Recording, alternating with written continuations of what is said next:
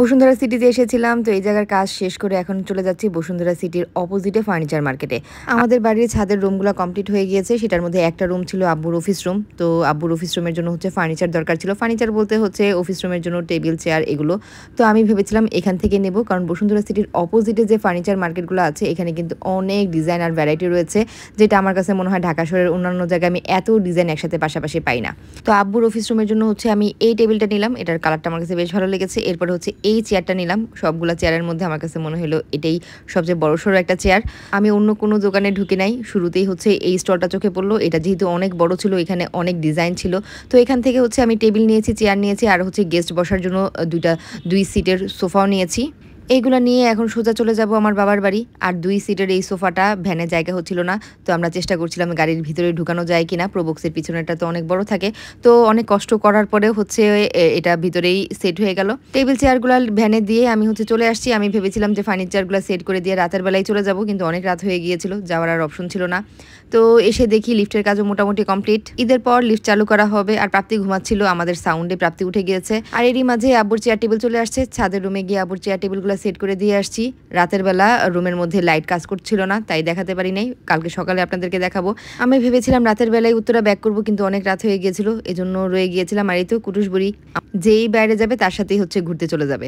তো আমরা ৭ তলার সবকিছু সেট করে দিয়ে আবার ঘরে চলে আসছি।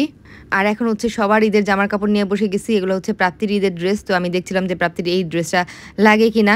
আর এই যে দেখেন প্রাপ্তি যে কি দুষ্টুমি করে, আশেপাশে যা থাকে সব ধরে ফেলে দেয়। প্রাপ্তির ঈদের ড্রেসগুলো এখন ট্রায়াল দিয়ে দেখছি যে প্রাপ্তির ঠিক মতো হচ্ছে কিনা। আর আমারও এই বাসায় অনেকগুলো গিফট জমা হয়ে গিয়েছে। এগুলাও হচ্ছে এখন দেখবো কি কি গিফট আসলো আমার জন্য। ড্রেসটা পরে প্রাপ্তি যখন হাঁটা শুরু করে দিল, মনে হচ্ছে ঘরের মধ্যে একটা পিকক হাঁটছে।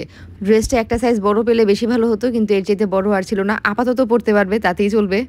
এখন প্রাপ্তির অন্যান্য ড্রেসগুলো আমি দেখছি ঈদে কি কি গিফট পেলো। আগে এমন হতো যে আমার ড্রেসগুলো সব একসাথে নামানো হতো যে ঈদে আমি কি কি গিফট পেলাম। এইবার ঈদে প্রাপ্তির মাপের তেমন কোনো ভালো ড্রেস আমরা খুঁজেই পাইনি। প্রাপ্তির জন্য আরেকটা ড্রেস এনেছিলাম, এটা হচ্ছে ব্ল্যাক। এই ড্রেসটা আমার বেশ পছন্দ হয়েছে।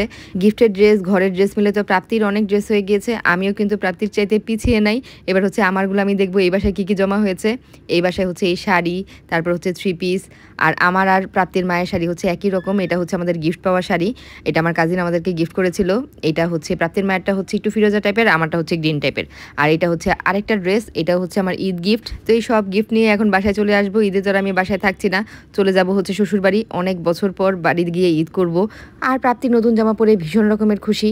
আর এই হচ্ছে শাড়িটা। ঈদের পরে হচ্ছে ব্লাউজ বানাতে হবে। আমার আর প্রিয়র হচ্ছে অনেক গিফট বাকি এখনো, মানে আমাদের পাওনা গিফট এগুলো হচ্ছে আমার কাছে জমা আছে টাকা পয়সা। ঈদের পরে কেনাকাটা করব, ঈদের আগে আর কেনাকাটা করার সময় নাই। প্রিয়র মামার গিফট এগুলো রয়ে গেছে, এগুলো আমরা ঈদের পরে কেনাকাটা করব। আর এই যে কুটুস বুড়ি হচ্ছে জামা পরে সারা ঘরে হেঁটে বেড়াচ্ছে। আমি বাসায় গিয়েছিলামই রাত্র ১১টার পর। তো মোটামুটি সারা রাতি আমরা সজাগ। আম্মু রাতের বেলা পিঠা ভেজে দিয়েছে, পিঠা খাচ্ছি। আর এই তো এরা দুই ভাই বোনে মিলে যত দুষ্টুমি করার দরকার সব করতেছে। আর প্রাপ্তিকে বারবার ড্রেস চেঞ্জ করাই দেওয়া হচ্ছে যে কোনটা বেশি সুন্দর।